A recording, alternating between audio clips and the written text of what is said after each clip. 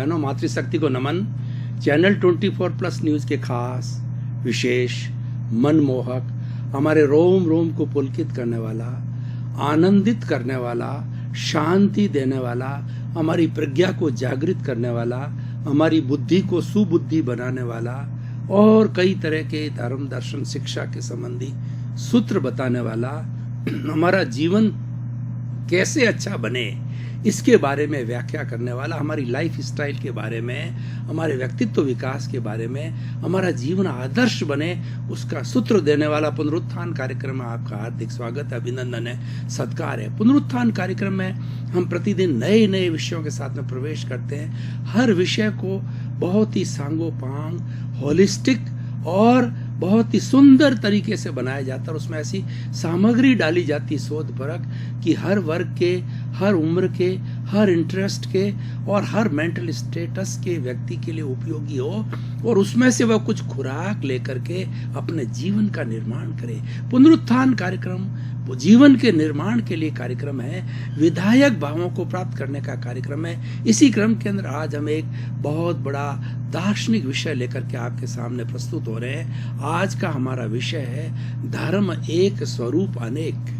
भाई और बहनों, दर्शक श्रोतागण, बहुत ही सुंदर विषय है। इस पर हम सांगोपांग व्याख्या करेंगे। सबसे पहले हम व्याख्या करेंगे धर्म किसे कहते हैं, आखिर धर्म की परिभाषा क्या है, धर्म की व्याख्या क्या है, धर्म को किस तरीके से जाना जाता है। तो धर्म के लिए बहुत सी परिभाषाएं हैं, उसमें से मुख्य परिभाषा है कि वस्तु सहावो धर्मः, वस्तु के स्वभाव को धर्म कहा जाता है। जैसे कि अग्नि है, उसमें हाथ डालते हैं, हमको ताप लगता है, हाथ जलता है, और पानी के अंदर हम हाथ डालते हैं तो शीतलता प्राप्त होती है। तो उष्णता और शीतलता अग्नि और पानी का धर्म है। उसी तरीके से अगर हम किसी नीम के पेड़ को लाख घड़े जो है वो घी से सींच लें पर उसका कड़वापन नहीं जाता, तो कड़वापन जो है उसका धर्म है। उसी तरह से चंदन है, उस पर कितना ही भुजंग लिपटे,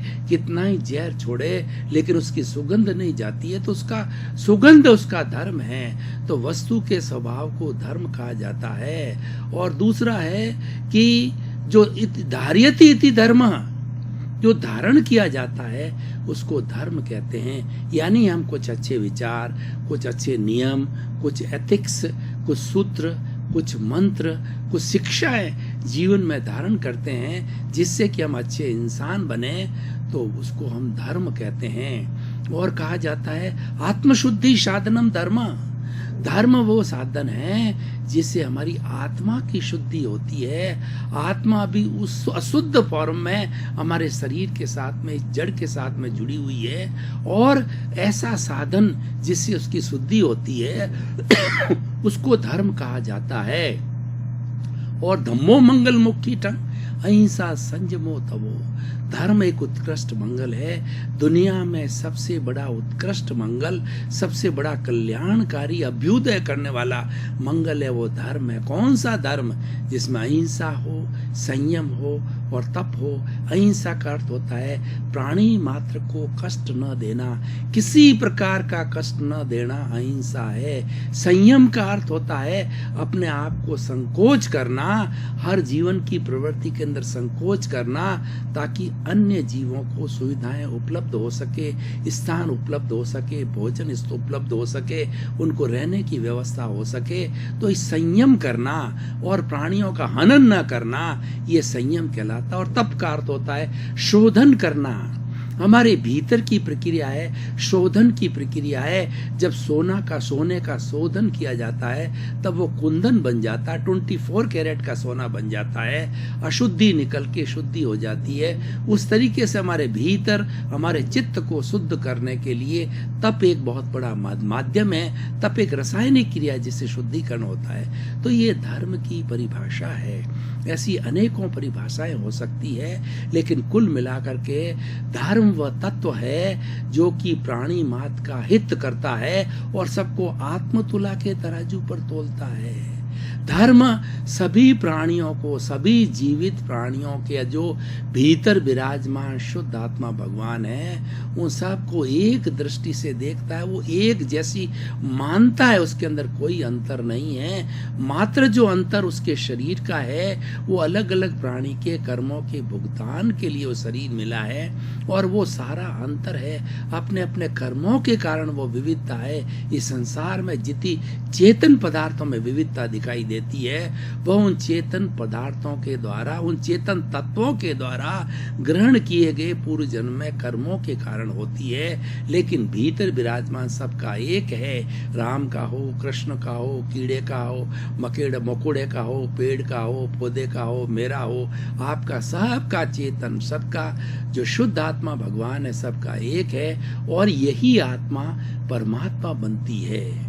और ये आत्मा की 3 स्टेज होती है। एक बहिर आत्मा कहलाती है, जिसको जीव आत्मा भी कहते हैं। बहिर आत्मा होती है वह 5 इंद्रिय सुख में लिप्त रहती है। खाओ पियो ऐश करो, जीवन का यही ध्येय होता है कि शरीर बार बार मिले या न मिले, इंद्रिय सुख को ग्रहण करो, ज्यादा से ज्यादा सुख सुविधा को प्राप्त करो। बहिर आत्मा होती, जीव आत्मा होती है। और दूसरी अंतर आत्मा होती है। वो अंतर आत्मा जो है ये चिंतन करने लग जाती है कि मैं कौन हूँ, आखिर मेरा क्या अस्तित्व है। और वो अस्तित्व को सोचते सोचते उसको ये ध्यान होता है कि मेरे साथ में अहंकार मिला हुआ है, उस अहंकार को दूर किया जाए तो मेरा निस्वरूप जो प्रकट हो सकता है। तो उस अहंकार को विलीन करने की प्रक्रिया के अंदर वो लग जाता है। वो अंतर आत्मा कहलाती है।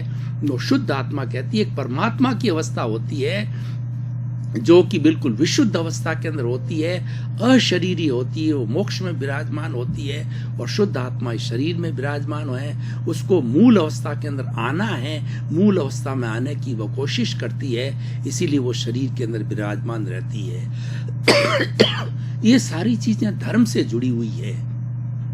आज हमारा जो विषय है कि जो धर्म एक स्वरूप अनेक, जैसा कि मैंने बताया कि धर्म की कई परिभाषाएं हो सकती है, लेकिन एक परिभाषा कॉमन है कि धर्म जो है वो राग द्वेष से रहित होना धर्म कहलाता है। हमें संसार में जो भटकाने वाला तत्व है वो राग द्वेष है। राग द्वेष को हम प्रियता अप्रियता कह सकते हैं, लाइकिंग डिसलाइकिंग कह सकते हैं। ये हमारी प्रियता अप्रियता की दोनों आंखें हैं, और इन दोनों आंखों से हम किसी के प्रति राग करते हैं, यानी किसी के प्रति स्नेह करते हैं कि ये अच्छा है, ये भोजन अच्छा है, ये व्यक्ति अच्छा है, ये मकान अच्छा है, उसकी अच्छाई को प्राप्त करते हैं। और दूसरा जो हमारी अप्रियता की आंख होती है वो हमारा द्वेष बताती है, ठीक नहीं है, ये व्यक्ति बदमाश है, और ये जो है मकान अच्छा नहीं है, और ये व्यक्ति अच्छा नहीं। इस तरह की द्वेष की भावना जो है वो बताई जाती है, वो द्वेष कहलाता है। लेकिन इन दोनों के परे हम तीसरा नेत्र खोल देते हैं, जिसको इंट्यूशन कहा जाता है, वो थर्ड आई बोला जाता है, प्रज्ञा की आई कहलाती है। वो धर्म की आंख होती है। धर्म की आंख खुल जाती है तो हम राग द्वेष से ऊपर उठ करके वीतराग बनने की प्रक्रिया में लग जाते हैं। हम समभाव के अंदर चले जाते हैं, हम स्थित प्रज्ञ हो जाते हैं, हम प्रज्ञा चक्षु बन जाते हैं। तो धर्म का मुख्य कार्य है प्रज्ञा चक्षु बनाना। तो ये जो है हर धर्म के अलग अलग सिद्धांत हो सकते हैं, लेकिन मूल जो है सभी धर्मों का एक है कि प्राणी मात्र को कष्ट न दिया जाए। प्राप्त मन वचन का ऐसे जगत के किसी भी जीव को किंचित मात्र भी दुख न हो, दुख न हो, दुख न हो। ये एक सर्वमान्य परिभाषा है जो कि सभी धर्म इसको स्वीकार करते हैं और सभी धर्म इस पर आकर के टिकते हैं, और यही सभी धर्म की मंजिल है। और धर्म में विश्वास करने वाला कोई भी धर्म हो, वो आत्मा में विश्वास करता है, पुनर्जन्म में विश्वास करता है, कर्म में विश्वास करता है, पुण्य पाप में विश्वास करता है। सभी से जुड़े हो सकता है कि उनके स्वरूप अलग अलग हो, उनके परिभाषाएं अलग अलग हो, लेकिन भावार्थ सब किसका एक है। इसका कारण क्या है कि धर्म जो है ना एक होते हुए स्वरूप अलग अलग क्यों बताए गए हैं। ये बुद्धि के भेद पर, ये बुद्धि के स्तर पर भेद किए गए हैं। हर एक की बुद्धि अलग अलग होती है। मुंडे मुंडे मतिर भिन्ना, जो जिस धर्म को मानने वाला है, जो अन्यायी है या उसका संस्थापक है, उसने जो परिभाषा की वो अपने हिसाब से परिभाषित किया। हर एक ने अपने अपने हिसाब से परिभाषित किया, वो गलत नहीं है। सभी ने परिभाषा जो है सर्वहित की परिभाषा दी है। प्राणी मात्र को आत्मतुला तराजू पे समान रूप से तोलने की बात कही है, सबके साथ अच्छा व्यवहार करने की बात कही है, और किसी के साथ कटु व्यवहार न किया जाए, किसी को दुख न दिया जाए, ये सभी ने माना है।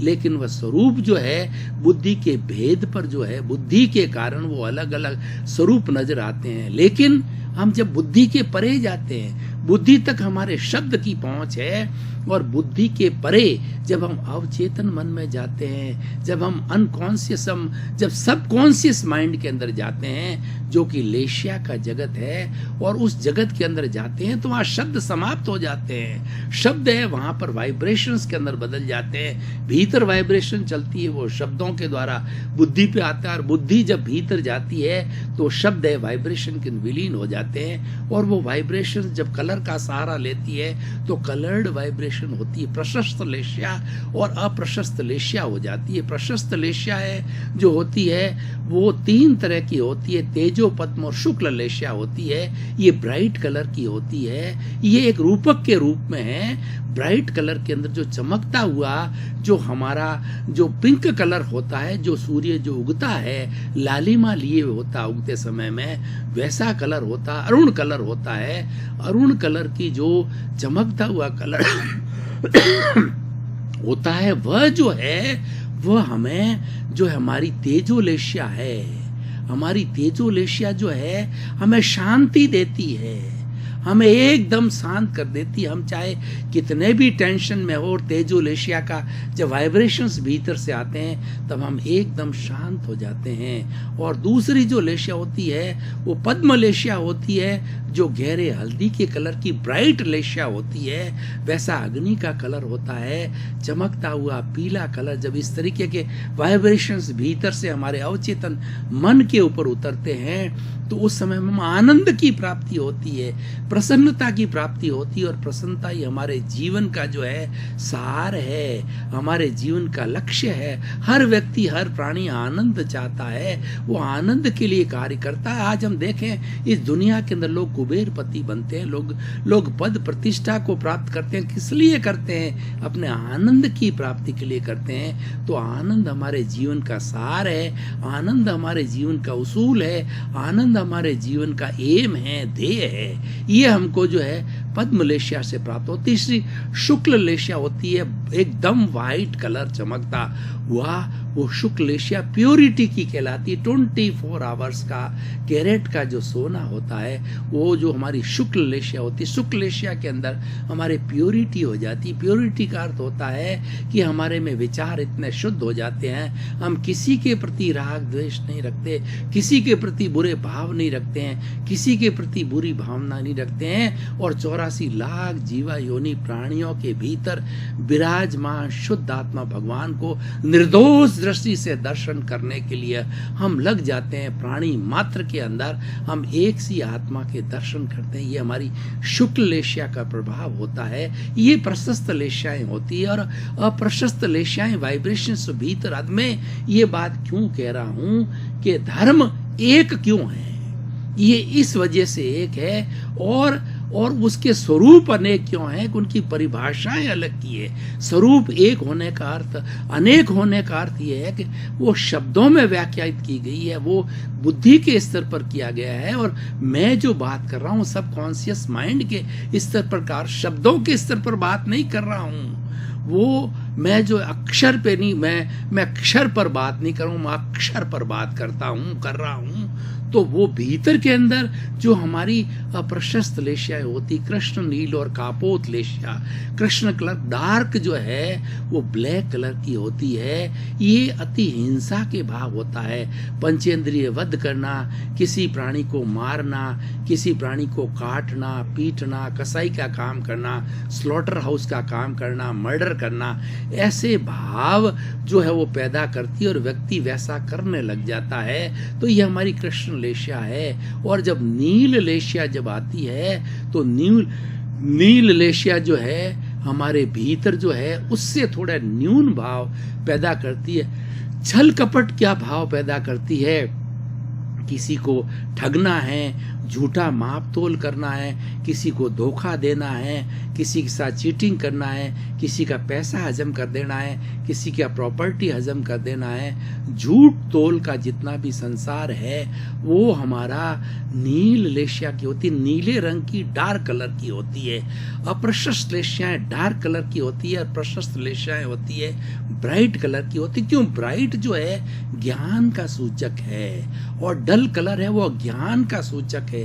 अंधेरा अज्ञान का सूचक है, प्रकाश ज्ञान का सूचक होता है। दीपक को प्रकाश के रूप में बताया गया है। दीपक का अर्थ होता है ज्ञान और अंधेरे का जो अर्थ होता है अज्ञान। इसीलिए हमारी अप्रशस्त लेशियाएं होती है, डार्क कलर की होती है। तीसरी कबूतरी कलर की होती है, जो कबूतर के जैसा स्लेटी कलर होता है वैसी कलर की होती है।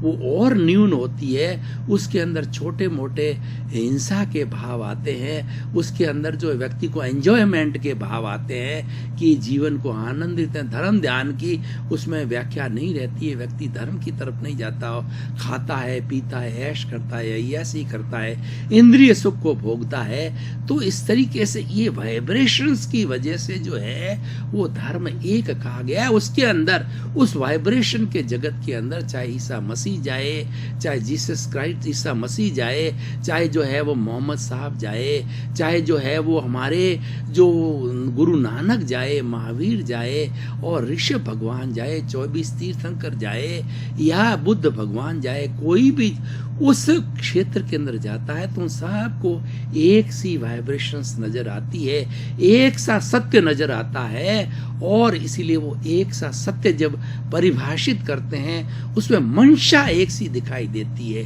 भाव एक से दिखाई देते हैं। शब्द अलग अलग हो जाते हैं लेकिन सबका भाव एक ही है। तो मैं ये कहना चाहता हूँ कि धर्म को जिस जिस महात्मा ने, जिस जिस आचार्य ने, जिस जिस महापुरुष ने, जिस भगवान में चाहे कृष्ण ने किया हो चाहे राम ने किया हो व्याख्यायित किया, उसके पीछे मंशा, उसके पीछे भाव, उसके पीछे इंटरप्रिटेशन, उसका अर्थ जो है वह एक ही है। इसीलिए हम कई बार कहते हैं शब्दों पर मत जाओ, भावों पर जाओ, क्योंकि शब्द हरेक के अपने अपने होते हैं, वो बुद्धि जन्य होते हैं, बुद्धि से प्रकट होते हैं। और भाव है वो हमारे सबकॉन्शियस माइंड से होते हैं, प्रज्ञा से होते हैं, अवचेतन मन से आते हैं और वो वाइब्रेशंस से आते हैं, जिसके और उसी कारण से हमको सत्य की प्राप्ति होती है, सम्यक दर्शन की प्राप्ति होती है। हम कहते हैं सत्यमेव जयते, सत्य अंतिम सत्य जो है यही है जो हमारे अवचेतन मन से आता है और वो सबको एक साथ दिखाई देता। तो सार रूप में मैं ये कहना चाहता हूँ कि धर्म के स्वरूप जो अलग अलग होते हैं वो अलग अलग परिभाषित करने से होते हैं और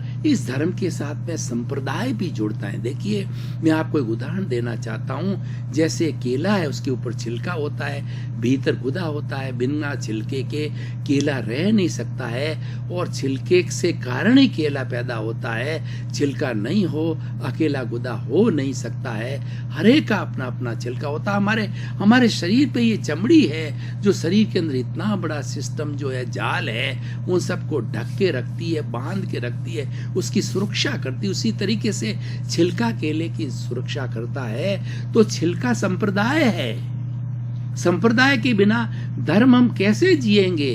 हमारे पास कोई अवलंबन चाहिए।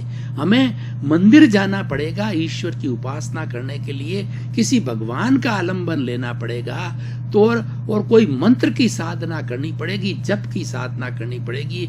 ये सारे संप्रदाय कहलाते हैं। और जो भीतर जो मीठा जो गुदा है केले का वो खाने योग्य होता, स्वाद उसमें है। दर्शकगण, श्रोतागण, भाई और बहनों, आपका बहुत बहुत धन्यवाद। पुनरुत्थान कार्यक्रम जो भी निर्धारित विषय होता है उसकी सांगोपांग व्यवस्था करता है, सांगोपांग व्याख्या करता है, उसको मल्टी डायरेक्शनल तरीके से समझाया जाता है ताकि हर वर्ग का व्यक्ति उसको समझ सके और हमारा उद्देश्य यही है कि हमारे नकारात्मक भाव तिरोहित होकर के सकारात्मक भावों में बदले, क्योंकि हम व्यक्ति को अच्छा बनाना चाहते हैं, यूनिट व्यक्ति है। इसी क्रम में आपका जीवन आनंदमय हो, मंगलमय हो, धर्ममय हो और खूब आप शतायु होकर के समाज की सेवा करें, अपने जीवन को धन्य करें, परोपकार करें, लोगों का भला करें, आपके प्रति मंगल भावना।